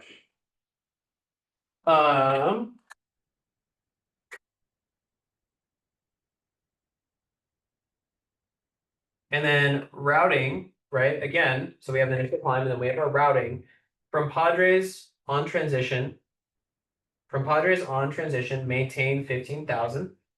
Expect higher altitude 10 minutes after departure. Right. So we're going from Padres on, we'll maintain 15,000 feet and we will expect higher at least 10 minutes after our departure from ATC. Now we have the different transitions here. I wonder if is there another page of this? No, there's not. So like for instance, when ATC assigned this to me, they would say the Padres to climb via the Padres to departure procedure, Padres. Oh my gosh, sorry guys, shafter transition. So that's basically telling me this guy all the way up here, shafter VOR, right? That's telling me what route I'm flying on this SID, right? So if they tell me shafter transition, I can expect that as I'm flying this line here, I'm going to fly the line that takes me all the way to shafter here. Now they could give me the Oros's transition, right? I would fly the line, I get here, and then from here I continue on my filed route flight. right, and do whatever ATC told me to do. If they told me the Dinty transition, Padres to Dinty transition, right? I'd fly this line and take it all the way to Dinty. So when they say climb via this departure procedure blank transition, that's the route that you're flying on the departure procedure. Does that make sense?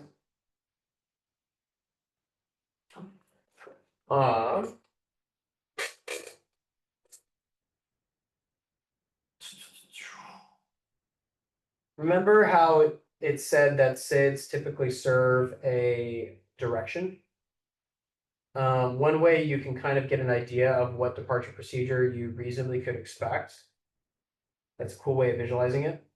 So if I put Standard International in there, I click procedure, and I hit departure from KSAN. So all of these, it's kind of hard to see here, but these are all departure procedures out of Standard International, right? And these are all kind of the general routes that they serve. So if I was going to be going this direction, and I selected the Padres 2 departure, right? Those are all the potential routes that it could go on, right? Or maybe I'm going to Texas and I get assigned the zoo 4 departure procedure. All right, so that's kind of generally the route that it would take me eastbound here. Or it could take me northeastbound to Meatball. It's kind of funny. Hogs, T-Gold, all the way to GBN. So if I was like, let's say I'm taking off from an airport that I've never flown IFR out of, right? I could use this to get an idea of like, okay, probably we're going to be assigned this departure procedure out of this airport because I can see generally where each of these are going to, right? What direction each of these are going to. And if I'm flying in that direction, I can reasonably assume this is what I'll be assigned. This is what we had to do all the time when we were in Oregon. Like, because we didn't have any experience at any of these airports that we were flying into and out of. So when we would brief, like, okay, what's our route probably going to be? I would go here, I'd look at procedure, I'd look at departures, and I'd see, okay, it's probably going to be that one. Is there an ODP? Oh, there's no ODP. Is there a SID? Okay, there is a SID. Where does it go? Okay, this is the SID we're flying, and this is the rest of our filed route that we could get just from looking at ForeFlight. But that's for now, it's probably all you really need to know about SIDS. I would say on a face check, I want you to be at least able to kind of brief a SID plate to me, right? But it's not hard. It's not a trick question, right? It's just, can you read the plate? Can you read the notes? Can you read the routing? Can you read the initial instructions? All that stuff. If I say a specific transition, do you know what I'm talking about? Like, okay, I give you this transition, brief me your initial takeoff and where you're going to go, all that stuff, right? Those are questions I could ask you, any of you on your departures, if I'm asking you about departures. So, but if it's a plate, you just read the plate to me. It's not a trick question, right? Any questions? Okay, cool.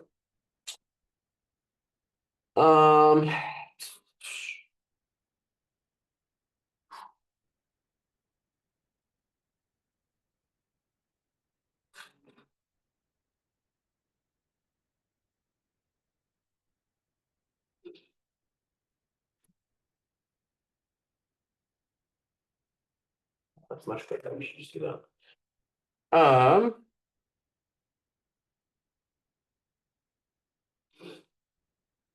So if we come back to this oh man, they get into stars too. Jeez.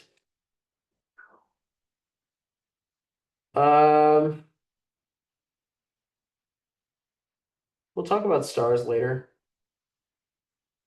But like a star or an arrival, right?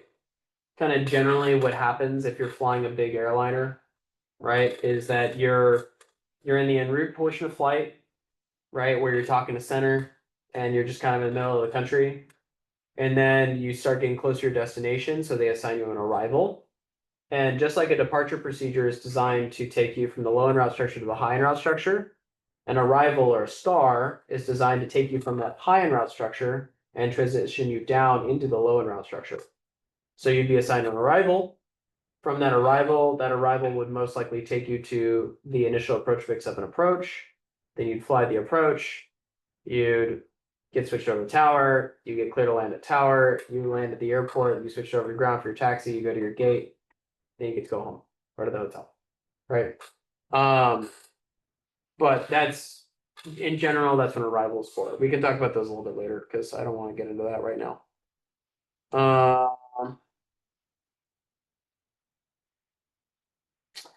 So a little bit about the DVA.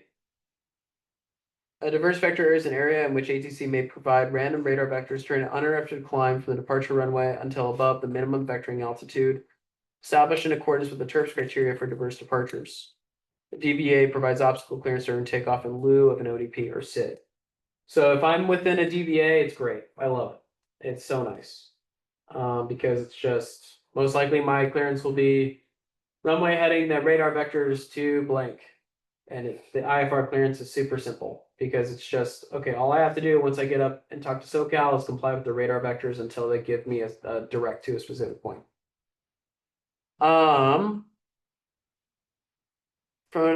Until above the minimum vectoring altitude, MVA. So does anyone know what the MVA is? Is that something that we can see as pilots, the MVA? No, we cannot see the MVA. So this is it's something that you guys should be aware of, but it's not something that it's our responsibility to know.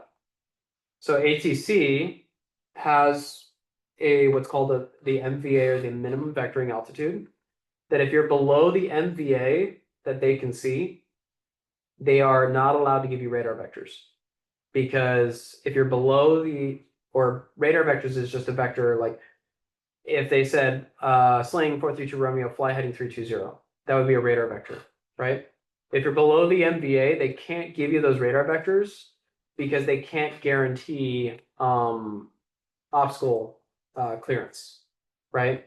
So there's a certain altitude where it's like, hey, ATC is going to tell you to climb before they start giving you radar vectors. Because if you're below that altitude, they're saying you're below my MVA, unable radar vectors until you climb. And because if they radar vector you and they happen to vector you into a mountain, then it's ATC's fault, right? So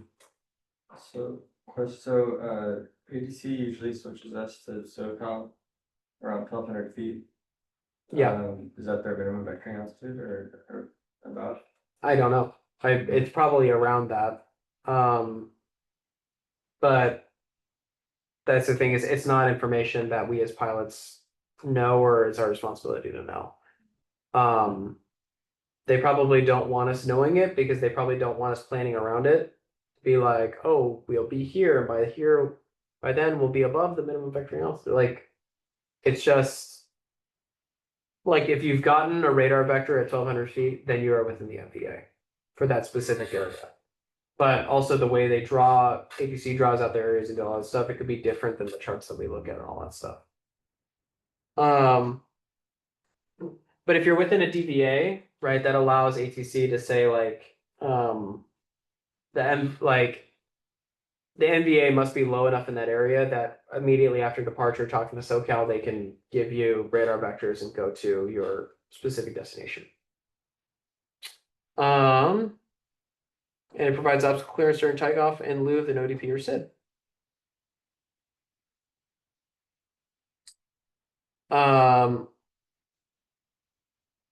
So it'll be sometimes like right here, actually listed in the plate. Found in the same 10-9A plate. So this is looking at San Bernardino specifically. Towards the bottom, you can see the diverse vector area section. ATC gives headings after you depart. There may be non-standard performance requirements. So diverse vector area radar vectors amendment 1, runway 24, heading as assigned by ATC requires a minimum climb of 310 feet per nautical mile to 2,600 feet. So, if you're assigned your clearance and it says radar vectors to a specific point, you would have to be at least be able to maintain these performance requirements.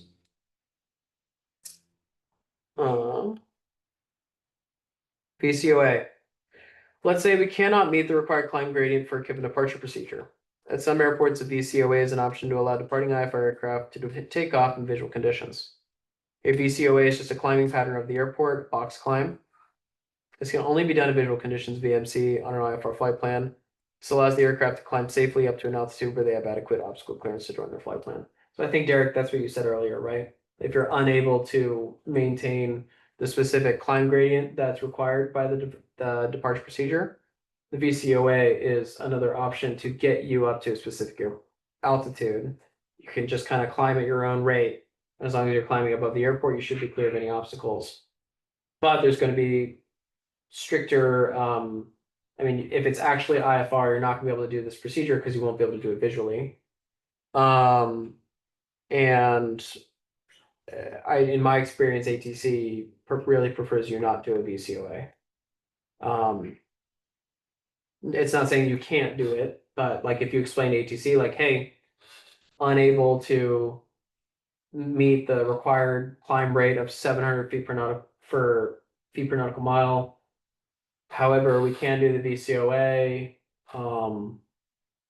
request that, blah, blah, blah, and maybe ATC will give it to you.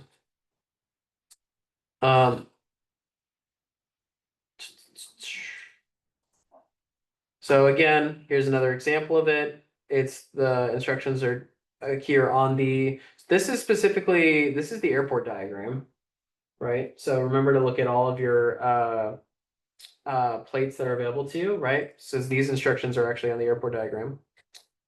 Found in the same 10-98 and can also have graphical ODPs. Towards the bottom, you can see the visual climbing airport section. Needs to be requested before taking off. Sometimes there will be a weather minimum associated with the VCOA, for example, 3,503. This means ceilings have to be at least 3,500 feet AGL and 3 such miles visibility to the VCOA.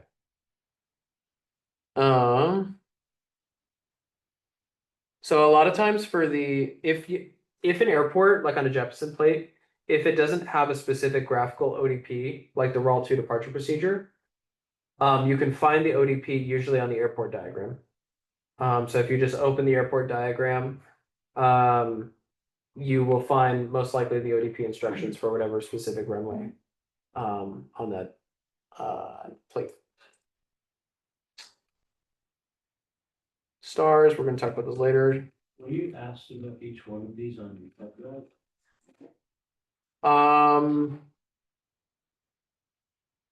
Like each plate, or what? Type of departure procedure?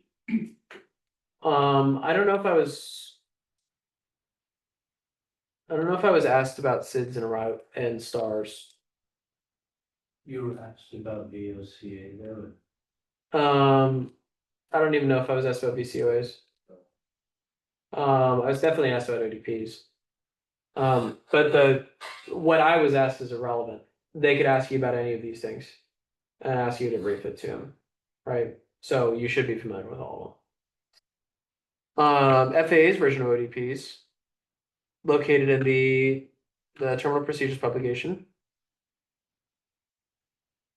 I thought it was. That's the TPP, not TERPS.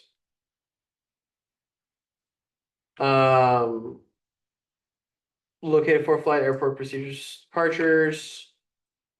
And then this is a textual ODP, right? And then this is the FAA's version of giving you the textual ODP. It's all the same information, right? So it tells us so you look for the specific airport and it lists the departure procedures for that airport. So this is from Torrance, right? Kitoa. It gives us the takeoff minimums. 402 are standard with minimum climb, or standard with minimum climb at 325 feet per nautical mile to 600. If we were taking off from 11 left, most likely it's 29 or left or right. Climb on the departure procedure would be climb runway heading. But if we were taking off on 11 left to right, it would be climbing left turn to heading 290. Both departures climb to 3,000, intercept the LAX radial 170 to limbo intersection. Right, so I don't need a graphic to tell me how to fly this departure procedure, right? Graphics helpful, but everything I need to know is right here, right? I can still fly this departure procedure just from reading it. Does that make sense?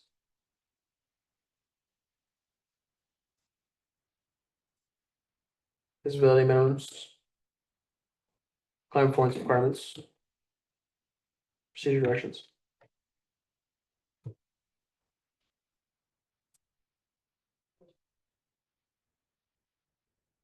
Okay, this is good, actually. So remember earlier when we were looking at the SID and I was like, okay, what does that 402 refer to? It's the same thing.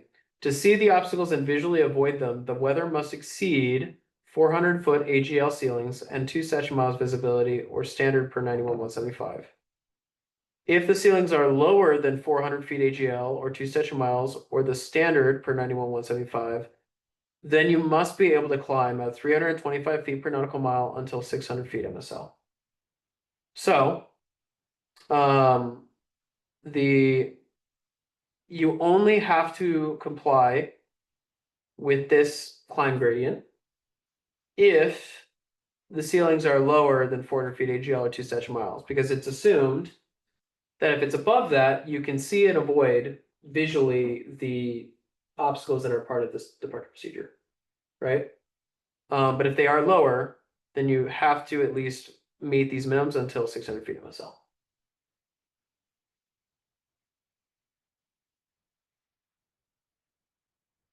Climb runway heading.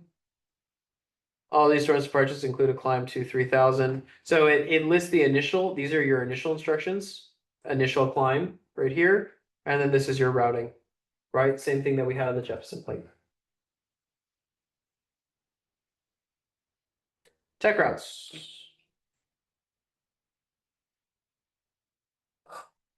Yeah, this will probably be the last thing we talk about today. I can't remember. Did we talk about tech routes yet? At all? Did I bring them up? You bring it up. I think I probably brought it up, but I don't know if I actually talked about it. So a tech route is almost kind of like a SID in the sense that it's there to simplify IFR routes and departures.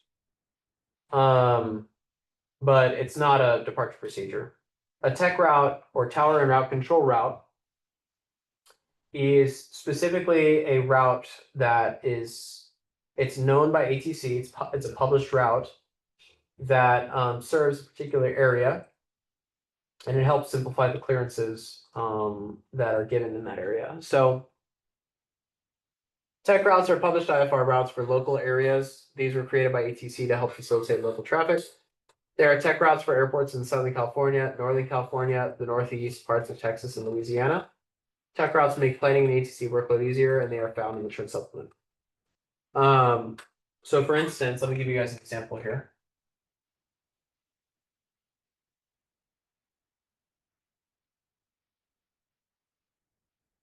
Let's say that I'm flying IFR from KSEE to KSEE to KLGB. Okay. So this is in the Southern California area, right? And there's a tech route that serves this route from Gillespie to KLGB or Long Beach Airport, right? Obviously, this is not going to be my filed route. I'm not just going to get direct from Gillespie to LGB, right? So normally if I was going to file or figure out a route to file, right? Again, just come up here, I'd open up the flight plan section, I'd hit routes, and it's going to come up with a list of recommended routes. So the first one is San Papa 3, but I'm going to go down to what it says ATC cleared, and it has San Papa 3 as the first one. It says 4,000 feet, cleared last Sunday, 627 times total, turboprop, piston, and jet aircraft. Okay, so that's probably going to be the one I choose. So I'm selecting that one, and it fills in all of these points for me, right? That takes me to Long Beach. So from a practical perspective here, I'm done. I could follow this route and we could go. But we have to know where this route comes from. This is a tech route, right? I know it's a tech route because it specifically has a name, the San Papa 3, right? Where does that route come from? Let me show you. So we saw on the slide that this comes from the chart supplement. So if I go documents here, and that's the procedure supplemental, I'm going to go FAA and I'm going to go chart supplement. And in that chart supplement folder, it's going to have tower route control routes here at the bottom. This would be found in the Pacific one, or Southwest. It would be Southwest. But at the FAA was nice and just kind of took it out of that and made it its own thing, so you could just refer to it directly. But tower route control routes right here. Okay, so do I want this one if I'm going to Long Beach? Tower route control routes tech, Northern California? No, because I'm not in Northern California. But if I kind of zoom ahead here, the next section tells me everything for Southern California. Right? And you can get an idea. So these airports kind of generally are going to be the ones that are served by the tech routes that are found here. Right? So you can kind of see like, okay, there's KSAN, Catalina, John Wayne, Long Beach, LAX, Burbank, Ontario, Riverside, Palm Springs, Palmdale, Oxnard, Santa Barbara, and yeah, Long Beach, right? That's where I'm going. So it's probably a tech route that takes me to Long Beach here.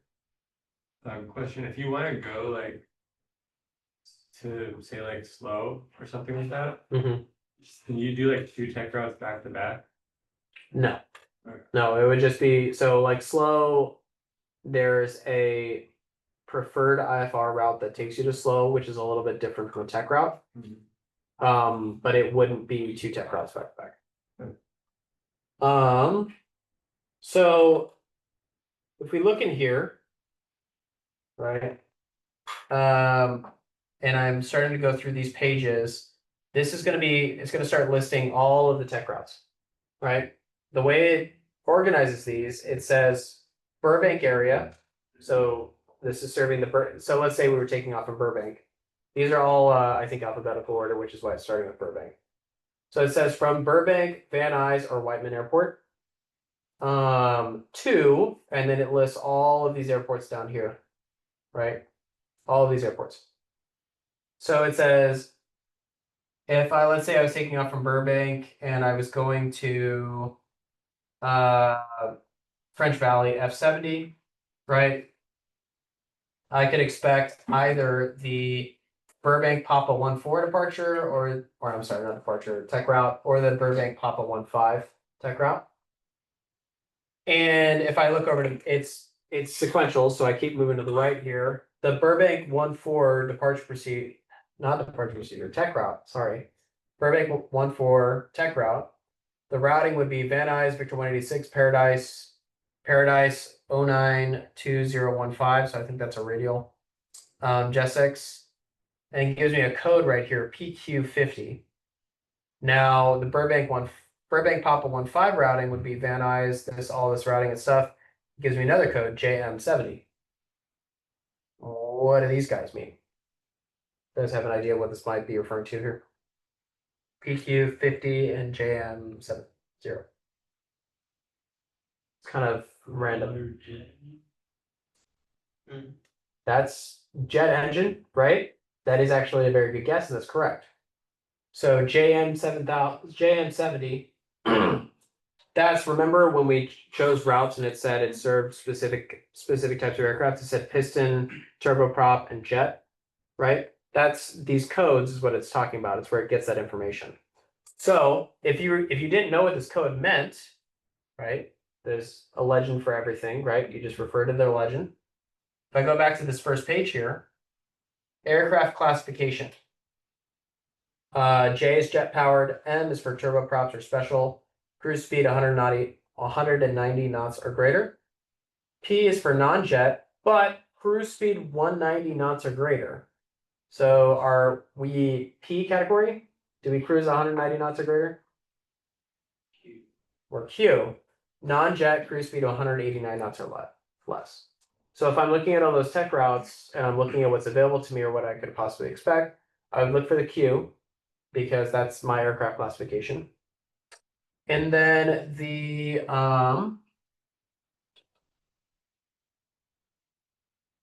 Trying to see where it says here. If it says here. I'm sure it does.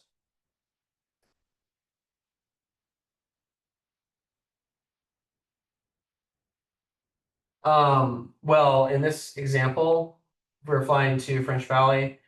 The 50 and the 70, just like any numbers in aviation, you add 2 zeros to the end of it. That would be the altitude that you would file if you wanted to do this tech route. So I would say, okay, cool. So we could do the Burbank Papa 14 routing because there's a queue there. 50 means I would file at 5,000 if I was going to French Valley. Does that make sense? So that's where the recommended filed route, or recommended filing altitude comes from as well. So my initial question here, right? We're going from Gillespie to Long Beach. Long Beach. I'd come in here, I'd say, okay, cool. San Diego area. So we're in the San Diego area. It says from CRQ, MYF, Miramar, or it's probably North Island, Miramar. Those are all military stuff. C. So Gillespie. So these are all the routes that would serve from Gillespie. To LGB. So where's LGB in here? Fullerton, LGB, Santa Ana, Seal Beach, Kitoa. Okay. So it says, this one says San Papa 4R. And I know that this is incorrect, but let's say it was the first one I saw. It says Seaward, RNAV DP, SLI. That sounds like a departure procedure. J100M8. Okay, well, I definitely can't do that one, right? So, oh, right here. Fullerton, LGB, SNA, TLB, San Papa 3. That's the routing I saw, right? Oceanside, Victor 23, Seal Beach, PQ60. And that's where that tech route comes from, right?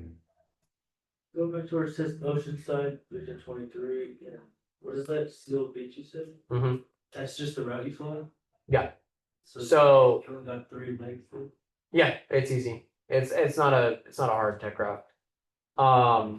When you, sorry to make that up. When No. you call it ground, I don't know, because would you, instead of filing, or would you still file for IFR clearance, but let them know you're flying in tech? So the thing is, the nice thing about tech routes is, I think if you're staying here in the San Diego area, so if you're just trying to pick up a tech route to like Palomar or something, or one of the local airports, you don't have to file IFR beforehand. You could make that request with ground and say, ground, Sling 432 Romeo, looking to pick up an IFR tech route to Palomar, Sierra Lima Golf 2, Slant Golf. And because it's to Palomar and it's a nearby airport, even though you didn't pre-file, they can issue an IFR clearance right there.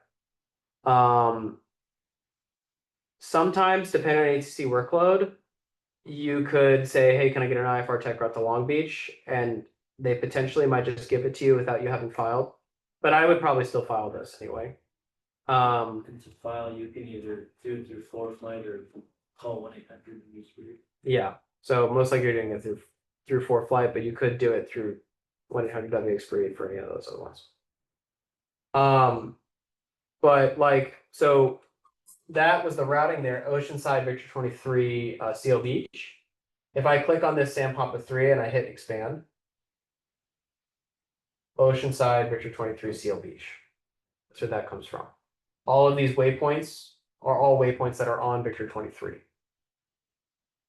I think maybe I could expand Victor 23 and it would show me all of the points that are on Victor 23. Okay, that's it, guys. Thank you for making it back day one. Well, not day one, but day back after vacation. Thank you for staying away. We all did it together.